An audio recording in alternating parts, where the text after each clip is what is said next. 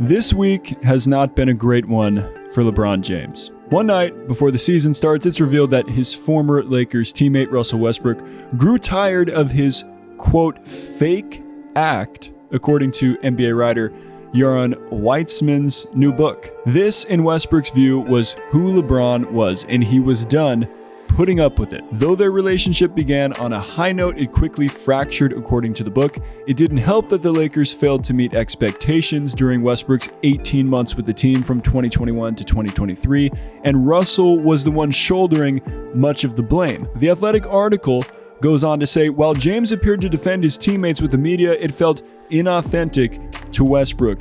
James's repeated use of the phrase, "let Russ be Russ," with media after games bothered Westbrook. He didn't feel it was genuine because it didn't match the attitude he received behind the scenes. I think nobody understands what that means, Westbrook told reporters in 2021. I think people just say it. After the 2021-22 season, Westbrook was asked about the repeated use of the phrase.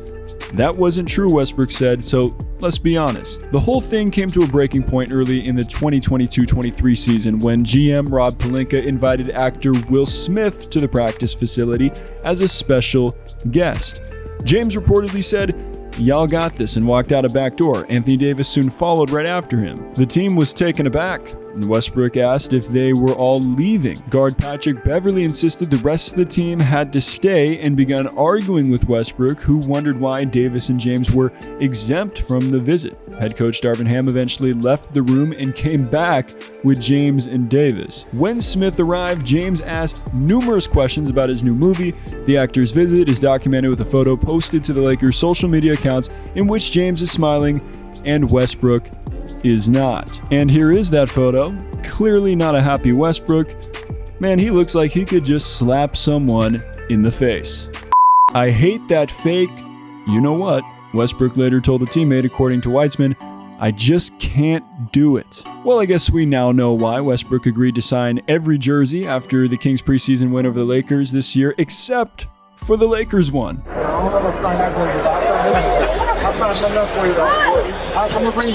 Then the Lakers season tipped on Tuesday without James on the floor. He's dealing with sciatica. That's a big deal, and he's out for a considerable amount of time. Plus, the Lakers got smacked by the Warriors at home. Then just 2 days after this, the bomb drops. Chauncey Billups, Damon Jones, and Terry Rozier were taken into custody today. This is an illegal gambling operation and sports rigging operation that spanned the course of years. LeBron James' name has been dragged into the massive NBA gambling scandal, but I want to make it clear that as of right now, while we're recording this, LeBron is not a part of nor had anything to do directly with this scandal. For now. And that's what we're going to dive into today. What level of involvement did LeBron potentially have, and is it serious enough that he may have to retire to play baseball for a year? This is Topic Tackle. Let's go.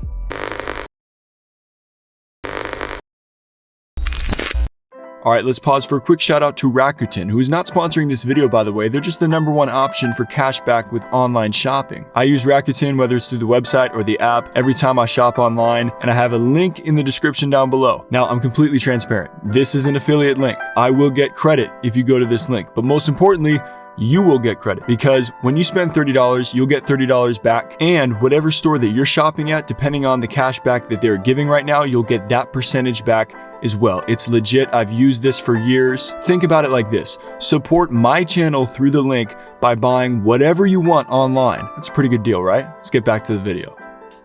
At least that wasn't a sports betting ad, right? So let's start with what we know, beginning with Damon Jones. Jones was a former teammate of LeBron's in Cleveland from 2005 to 2008. Ironically, you're looking at a photo of a guy who just got indicted, backing down another guy who just got indicted. One could say that this matchup was potentially criminal.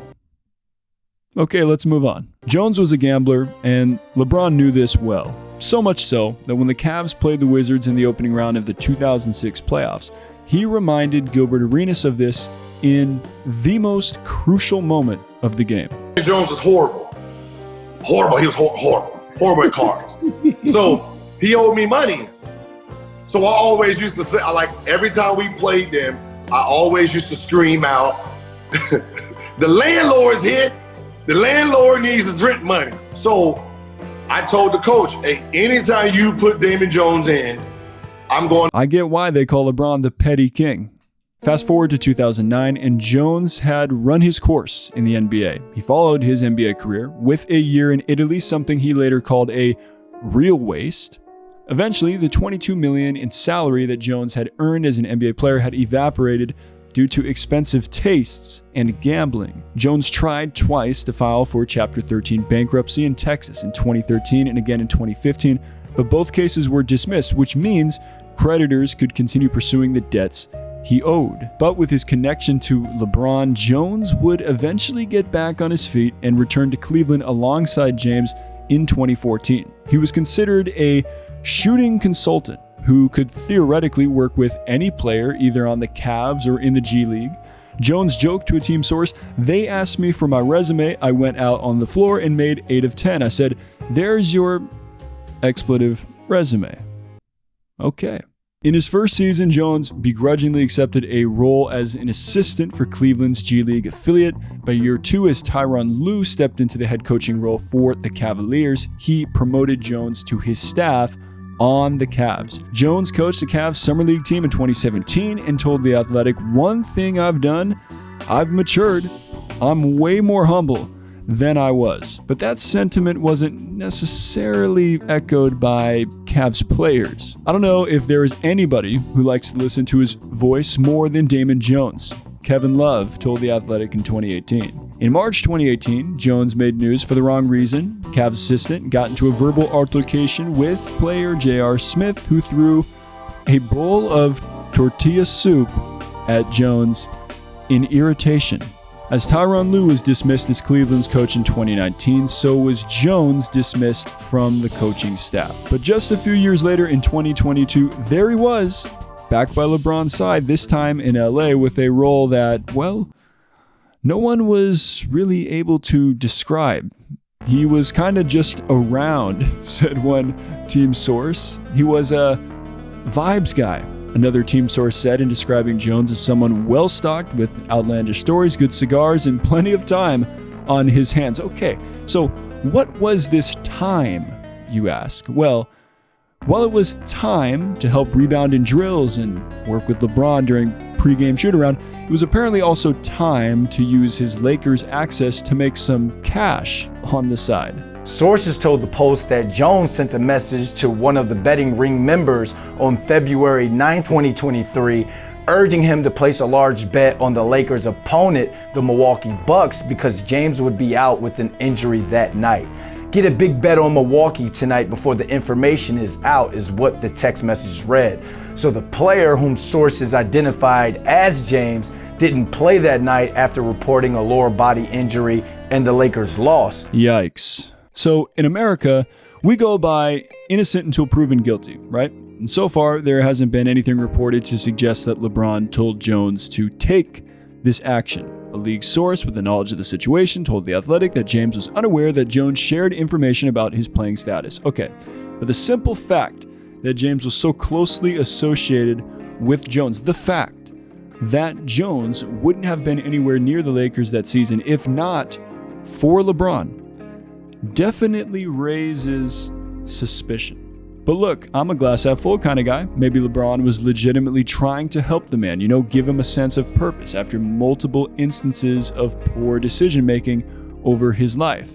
And if that's the case, it's extremely unfortunate and sad that Jones used his connection to James to profit corruptly. But unfortunately, the timeless saying of Scripture, yes, Scripture stands in this case when it says the love of money is the root of all kinds of evil in 1 Timothy 6:10. Not money itself, but the love of money. So I'm not here to throw stones today, people. While none of us are in Damon Jones' position, there is a lesson we can all learn from his poor decisions. Hopefully, this can help us to consider what we are prioritizing in our lives and who we love above all else. For me, it's my relationship with Jesus Christ. What about you?